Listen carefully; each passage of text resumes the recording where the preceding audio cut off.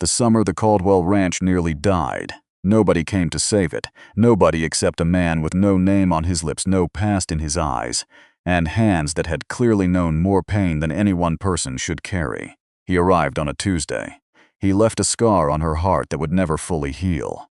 And somewhere between those two moments, he asked her for the one thing she could never give. This is that story. The town of Redstone, Texas, in the summer of 1987, was the kind of place where the heat didn't just burn your skin. It burned your hope. Clara Caldwell was 32 years old, and she had the eyes of a woman twice that age. Her father, Edmund Caldwell, had built the Caldwell Ranch with his own two hands, 2,000 acres of cattle land, a white farmhouse with a broken porch swing, and a windmill that creaked like an old man's knees every time the wind blew from the south. Edmund had died in February, heart attack. Alone in the barn, the way stubborn men often go, without asking for help, without saying goodbye, he left Clara everything. The land, the cattle, the debt, $87,000 of debt, to be exact, owed to First National Bank of Redstone, whose president, Gerald Hawthorne, had a smile like a crocodile and the patience of one too. Clara had 60 days. 60 days to either pay it off, sell the ranch, or watch Hawthorne take it from her. She had no money. She had 12 working horses, 40 cattle, and a 16-year-old ranch hand named Tommy Briggs who showed up 3 times a week and spent most of his time complaining about the heat. She had no husband. She'd had one once, Daniel. He left 4 years ago, said ranching life wasn't for him, said she cared more about the land than she cared about him. Maybe he wasn't wrong, but the land didn't leave her. And right now, that was what mattered. Every morning, Clara rose before the sun. She fed the cattle, mended the fences, checked the water troughs, calculated numbers in a worn leather notebook, and came up short every single time. By the end of May, she had fired Tommy. Not because she wanted to, but because she couldn't afford to pay him. By the first week of June, 2 of her cattle were sick, and the well pump had broken. By the second week of June, she sat on the broken porch swing at 9 o'clock at night, looked at the stars, and for the first and only time in her adult life, she cried. Not a pretty cry, not the kind you see in movies, a deep, ugly, shaking cry, the kind that comes from a place so far down inside you that it frightens you when it comes out. She cried for her father. She cried for the ranch. She cried for every morning she'd gotten up and fought, and it hadn't been enough. She was still crying when the headlights appeared on the dirt road. The truck was old. A 1974 Ford pickup, once green, now more rust than color. It moved slowly up the road like it wasn't sure it was welcome. Clara wiped her face with the back of her hand and stood up. She wasn't afraid. Out here, you either got over being afraid of strangers or you lived in fear every day of your life. She chose neither. She chose preparation. Her father's old rifle leaned against the porch wall, and her hand rested near it. The truck stopped. The engine cut off. A man stepped out. He was tall, maybe 6'2", 6'3", lean, but not thin. The kind of lean that comes from actual work, not from skipping meals. He wore a dusty brown hat, pulled low jeans that had seen 1,000 wash cycles, and a faded blue shirt with the sleeves rolled to his elbows. He carried a canvas duffel bag over one shoulder. He walked toward her slowly. Not aggressive, not hesitant. Just deliberate. Every step was placed like a man who knew exactly where he was going, even if he wasn't sure why. He stopped at the bottom of the porch steps. He looked at her. She looked at him. His eyes were gray. Not the pale, washed-out gray of old age. A deep storm before rain gray. The kind of eyes that had seen things they couldn't forget. He didn't say anything. Clara crossed her arms. This is private property. He nodded once, looked around at the ranch, the broken fence line, to the east, the sagging barn door, the dry creek bed visible in the moonlight. Then he looked back at her. He reached into his shirt pocket and pulled out a small folded piece of paper. He held it out to her. She hesitated, then stepped down and took it. She unfolded it. It was a newspaper clipping. From the Redstone Gazette, 2 weeks old. The headline read, "Caldwell Ranch in financial crisis. Historic property may be sold." Hawthorne had leaked it to the paper. Of course he had. Clara looked up at the man. "You read this?" He nodded. "And you came here because of it?" He nodded again. "You looking for work?" A pause. Then, slowly, he nodded. "You got a name?" He looked at her for a long moment. Then he pointed to his throat. She frowned. You can't speak. He reached into his duffel bag and pulled out a small notepad and a stub of pencil. He wrote something quickly and handed it to her. She read it aloud. I can hear fine. I just don't speak. My name is Eli. Clara stared at the paper, then at him. Eli, she repeated. He nodded. She handed the notepad back. You know anything about cattle ranching, Eli? He wrote. Everything. She almost smiled. Almost. I can't pay you much. Not yet. Maybe not at all. Depending on how the next 60 days go. He wrote, I know. I don't need much. She looked at him for a long, searching moment. In the moonlight, he looked like something out of a painting, still and sad, and somehow completely out of place in the modern world, like he'd been born 100 years too late. You can sleep in the barn, she said finally. I'll give you meals. If we save this ranch, I'll pay you what I owe you. He wrote one word, deal. He held out his hand. She shook it. His grip was firm and warm and careful all at once. Like a man who knew his own strength and kept it reined in. She didn't ask where he'd come from. He didn't offer. That was how it began. If Clara had expected a quiet, retiring man who stayed out of the way and did what he was told. Eli surprised her on day one. She came out to the barn at 6 in the morning to find him already awake, already working. He'd fixed the barn door overnight, new hinges, fresh wood, hung perfectly level. He'd mucked out 3 of the horse stalls and filled the water troughs, all before sunrise. She stood in the barn doorway and stared at him. He was rubbing down one of the horses. Her father's old bay gelding, Caesar, who hadn't let anyone but Edmund touch him in 3 years. Caesar was standing still, ears relaxed, neck stretched with pleasure. Clara's mouth opened slightly. Then closed. Ellie looked up, saw her expression, and the corner of his mouth lifted. Just barely, he picked up his notepad from the fence post. He likes firm hands and slow movements. Most things do. She looked at him, then at Caesar, then back at him. I'll make breakfast, she said. Over the following 2 weeks, Eli worked like a man paying off a debt that only he knew about. He repaired the east fence line, a quarter-mile of it, in 3 days. He fixed the well pump with parts he drove 40 miles to get, paying for them himself, waving off her protests with a dismissive hand. He examined the sick cattle, made a diagnosis with nothing but his eyes and hands, and drove to 3 different feed stores to find what he needed. Both animals recovered within a week. He reorganized the feed barn so that it was twice as efficient. He built a proper drainage channel around the chicken coop so it stopped flooding every time it rained. He noticed that 3 of the horses had improperly fitted shoes and corrected them. He worked from before sunrise to after sunset. He never complained, he never demanded anything, and he was always quiet. Clara had grown up in a loud house, her father bellowing across the ranch, her mother singing off-key in the kitchen, ranch hands laughing and arguing around the dinner table. Silence had always felt like absence to her, like something missing. But Eli's silence was different. It wasn't empty, it was full. Full of attention, full of presence, full of something she couldn't quite name. When he was in a room, you felt him there.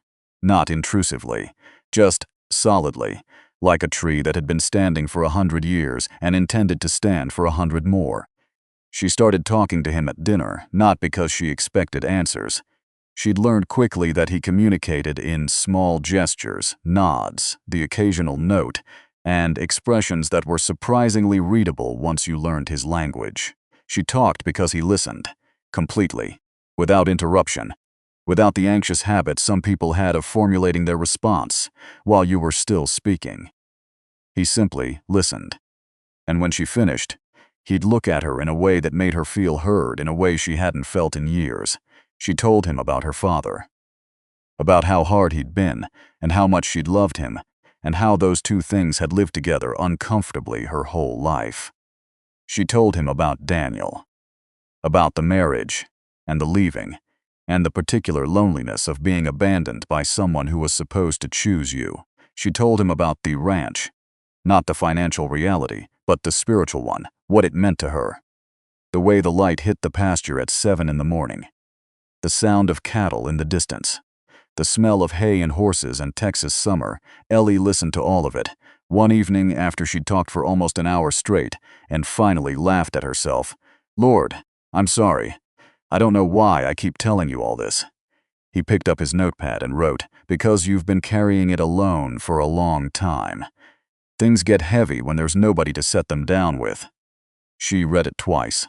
Then she looked at the table for a long moment, not trusting herself to speak. "Where did you come from, Eli?" she asked quietly. "I don't mean geography. I mean, who are you?" He looked at her for a moment. Then he wrote, "Someone who needed to be somewhere useful for a while. She wanted to push further, she didn't." Not yet. Gerald Hawthorne came to the ranch on a Thursday. He drove up in a brand new white Cadillac that had no business being on a dirt ranch road.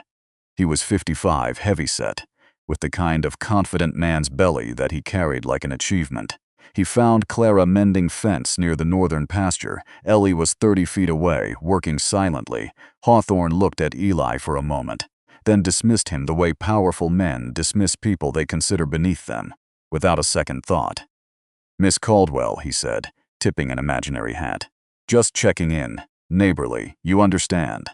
60 days hasn't passed yet, Gerald, Clara said, not looking up from the fence. "No, it hasn't. But I've had an offer come in. Developer out of Austin. Wants to turn this whole parcel into a resort property. He's offering more than the debt, considerably more. Enough that you'd walk away with something in your pocket." He paused. "I thought you'd want to know." Clara looked up at him. "This land isn't for sale. It might not be your choice much longer. Then come back in 60 days. She turned back to the fence. Hawthorne's eyes moved to Eli again. Eli had stopped working. He was standing still, watching Hawthorne with those gray eyes that gave nothing away and somehow communicated everything. Hawthorne felt, for reasons he couldn't explain, slightly uncomfortable. "Interesting hired help you've got," he said. "Best I've ever had," Clara replied. Hawthorne left. That evening, Clara sat on the porch. Eli came and sat beside her. Not close, but near. He had a habit of finding the right distance, close enough to be present, far enough to give space, she said. "He's going to come after us harder than that." Ellie nodded. "We need money. Actual money. The cattle operation isn't enough by itself." She opened her notebook. "If we could get the horses into working condition for buyers, 3 of them are good enough for show quality. And if we expand the cattle to the north pasture like my father always planned but never did." She ran through the numbers out loud. Eli listened, then held out his hand for the notebook. She gave it to him. He studied the numbers for several minutes.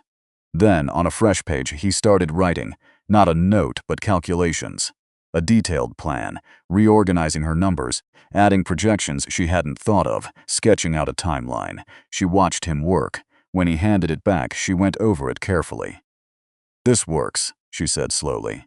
"If the horse sale goes through and we move the herd north, this actually works." She looked at him. "How do you know this?" He just looked at her. "You've run a ranch before," she said. It wasn't a question. He was quiet for a long moment. Then he nodded, just once. June became July. The plan moved forward. Eli got 3 horses ready for market, hours of patient work, grooming, training, conditioning. Clara drove them to a buyer in San Antonio that Eli had found through his own contacts. Contacts she realized must go back to a life he'd had before this one. They sold for $22,000. She came home and told him, and for the first time she saw something on his face that looked close to happiness. They worked the North Pasture expansion together. Long, hard days, side by side. She stopped thinking of him as a hired hand around week 3. She wasn't sure what she started thinking of him as, exactly. She just knew that the ranch felt different with him in it. Warmer. Less like a weight around her neck and more like something worth fighting for. She started noticing other things too. The way he'd bring her coffee before she asked. Always exactly right. The way he'd stop working when a thunderstorm was coming and just stand in the field watching the sky build, like it was something to be respected rather than endured. The way he treated every animal on that ranch, as if it had feelings worth considering. The way he looked at her sometimes, when he thought she wasn't watching. She told herself it didn't mean anything. She told herself that for about 2 weeks. Then the night came when a summer storm turned violent. Real violence, lightning striking the east pasture, cattle panicking, fences down. They worked through it together, 3 hours of chaos, darkness, rain so heavy you couldn't see 10 feet, shouting that couldn't be heard over the thunder, cattle running blind. Ellie moved through it like he had a compass in his chest. Calm, decisive. He'd appear at her side when she needed him, redirect a panicked horse with nothing but pressure and steadiness, fix a fence section with hands that worked faster in the dark than most men's did in daylight. When it was finally over, they were both soaked to the bone. Standing in the mud near the barn, gasping, she looked at him, he looked at her. And somewhere in the look, something changed. She kissed him first. She didn't mean to, or maybe she did, and hadn't admitted it to herself yet. Either way, it happened. Brief and sudden and completely honest. The way things are when you've stopped performing for other people and are just being exactly who you are. He went very still. Then slowly, he kissed her back. And if silence can be eloquent, his was the most articulate thing she'd ever heard. 3 days later, Eli left a note on the kitchen table before she woke up. I need to tell you something, tonight, if you're willing to listen. All of it. She read it 4 times. She spent the day unable to concentrate. Whatever was coming, she felt it in her spine. That evening, after dinner, he sat across from her at the kitchen table with his notepad, and for the first time since she'd known him, he wrote without stopping, page after page, his handwriting small and careful, and she read each one as he slid them across the table. He had grown up on a ranch. Not unlike hers, a family operation, West Texas. 3 generations of work poured into the land. His father, his mother, his younger brother Caleb. At 26, Eli had gotten into a fight. Not a fist fight, the legal kind. A dispute with a neighboring rancher over water rights. A dispute that got complicated, that got ugly, that involved lawyers and threats. And finally, in a moment Eli described in 4 flat sentences on the page, a confrontation that went wrong. Nobody died, but a man was badly hurt. And Eli, though not entirely at fault, had been the one holding his hands up in front of the sheriff. He served 18 months. When he came out, his family's ranch had been sold. His father had died while he was inside. His brother Caleb, 19 years old, head of the family overnight, had lost it all trying to keep it running without him. Ellie had never forgiven himself.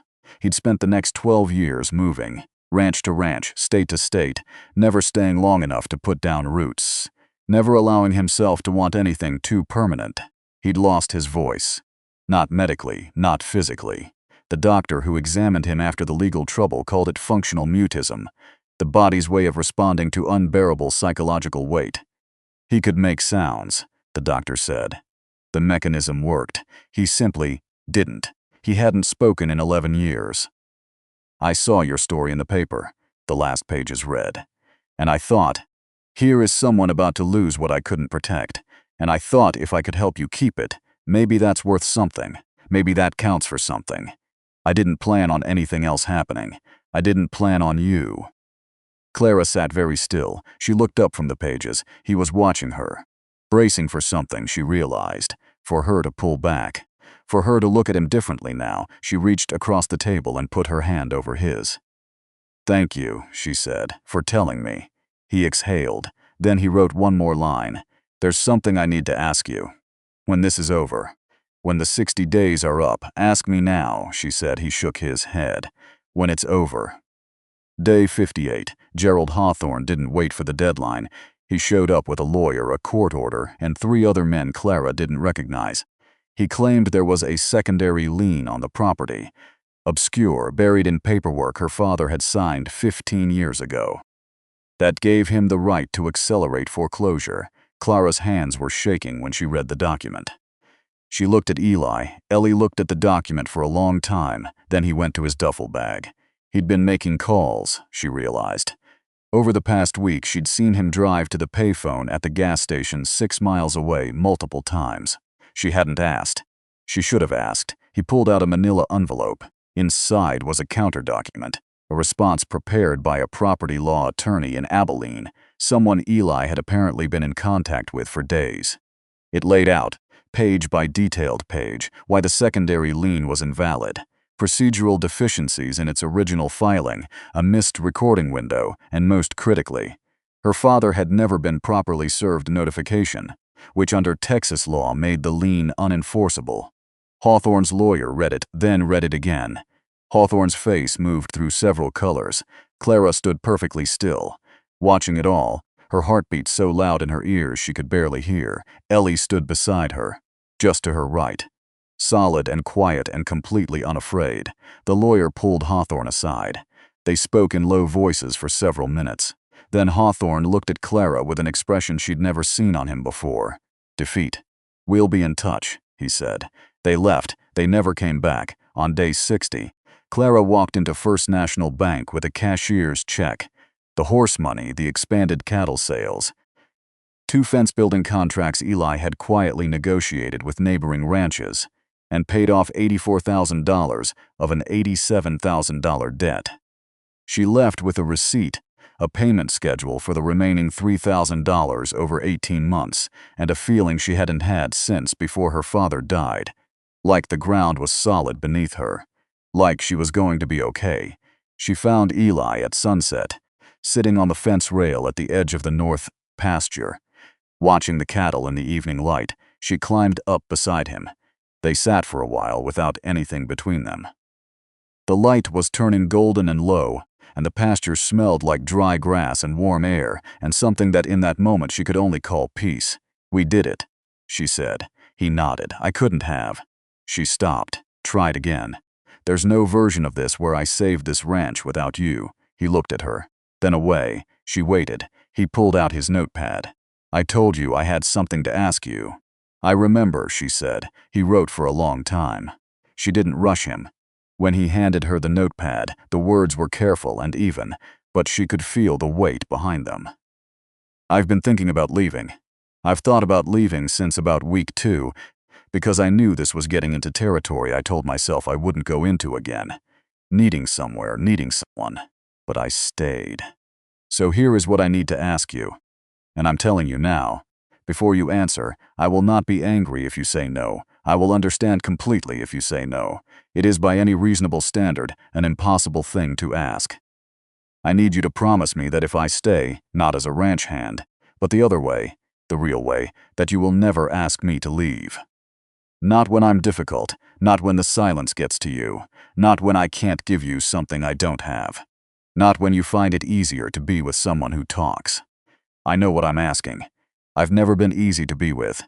I've never been enough for the people I needed to be enough for.